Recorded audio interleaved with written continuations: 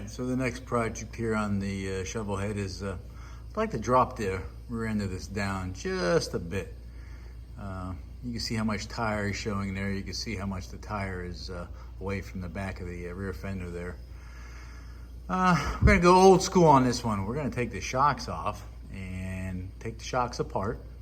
And I'm gonna cut a portion of one of the coils out there. Kind of old school, like used to have to drop front ends on cars or anything like that. You could do the same with the shocks. It's not that difficult. So let's take one off and let's go through the process. So it looks like we have a 3/4 inch bolt down there on this stud, and that's a 9/16 on that one right there. So if you take those two off, just put a little bit of a jack, like you see here, underneath the frame to support it. Got the bike nice and level, and you may have to jack it up or let it down a little bit, just to change this up and down a little bit there, and then the shock will just pull straight out. So I'm gonna go ahead and undo those bolts. All right, you got the two. You got your bolt out from down here, you got your nut up from there. This little topper just slides right off. And like I said, just give it a little bit of a pull or push. And like I said, may have to jack this up just a little bit. Just grab a hold of there and we'll jack it up a little bit and see how it comes out. Oh yeah, just took a little bit of tension off and she comes right off. So when the shocks were on the bike, sitting on the ground without on a jack or anything like that, they were about 11.5 inches. With the jacks, with the shocks off the bike, they were measuring right at 12 inches. So they were compressed down about 1/2 inch or so. So anyway, so right at 12 inches is where they're at on that one. I know that kind of a little deceiving there. Here we go. So like I said, you can see how much of that tire is showing. So gonna let this down a little bit, and let's see how she looks. Let's bring this down. Oh yeah, starting to like this already.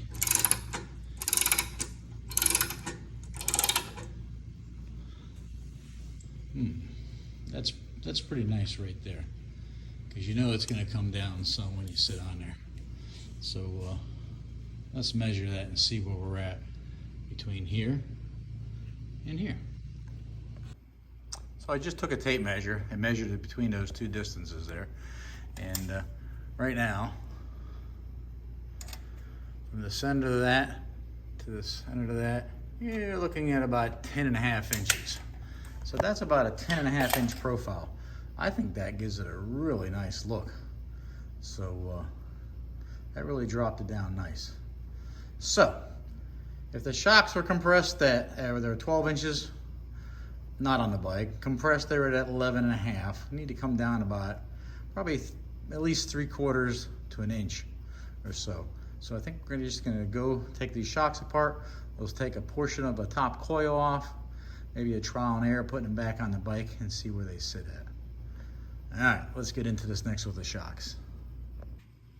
Now, before I get into cutting these shocks, I just want to throw this out here to you. You could really go kind of old school. You know, you could actually cut this off. This is your bottom shock mount. I've done it. I've known a lot of people to do it. They'll actually drill a hole in the frame right there. Weld a piece of pipe through there to make it nice and rigid. And you can go that way. You can actually put a bolt through the side there, or you could actually, you know, you want to put a piece of solid metal in there just like that one and weld it into the frame and screw it in that way. So you could actually do that and boy that. There's actually some aftermarket frames that actually have holes going down on here, and this is adjustable so you can move it back and forth. Of course, when you're moving it back and forth, if you slide it back, then the length of the shock will actually bring the rear end of the bike down. But we're going to try this on these shocks first.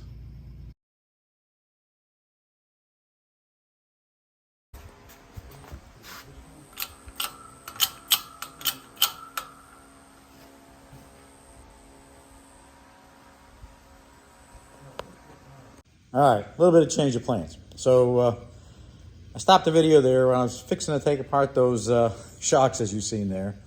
over my uncle's shop. He reminded me right then and there. It's like, hey, how about that guy down the street that has all the motorcycles, does some work on some bikes and stuff like that? He says, you know, he's got a bunch of old parts and stuff like that.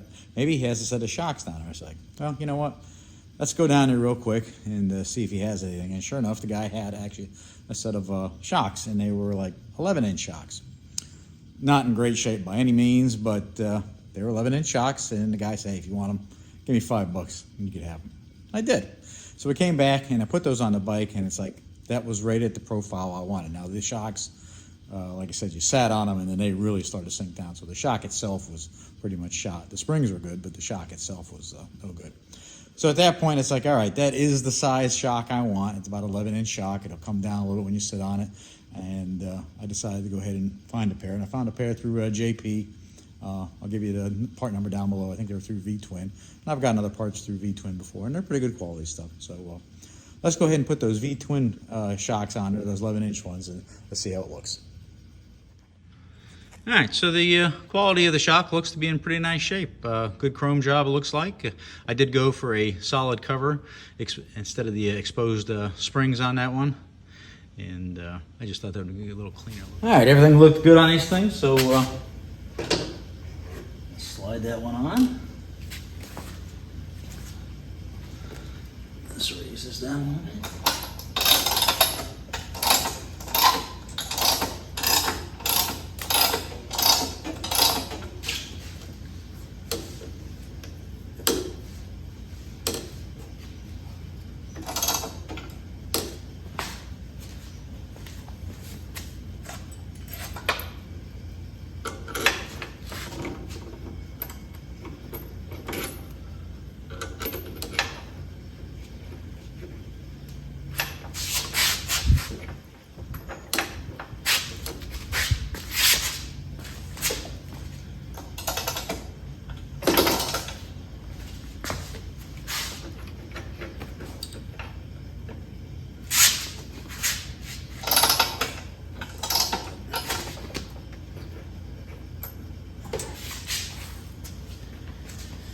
All right, looks like that fit on there pretty good.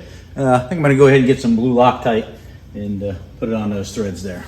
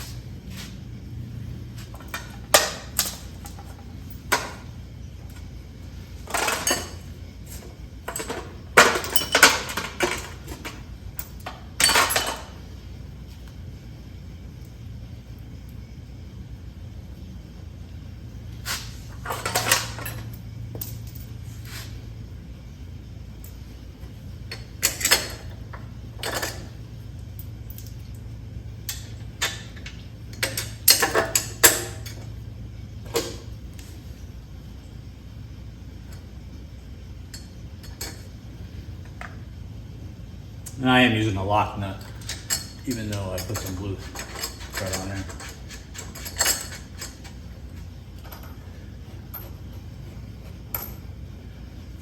All right, I'm gonna tighten these down. I'm gonna go do the other side there, so take a break for the cause here for a second. All right, so we got those back on there now. So I think I gave it a pretty good there. Let me let it down off the jack and let's see what that looks like. All right, I just thought I'd throw a couple more pictures in there with the bike with the shocks. So there it is, the new shocks on there. There's a complete look so you can see the whole profile of the bike. And in case you were forgetting what it looked like before, there it is with the old shocks, and then now again with the new ones on there. Hey, thanks so much for watching. Appreciate it. Don't forget to give me a thumbs up, subscribe, and hey, we'll catch you on the next one. See ya.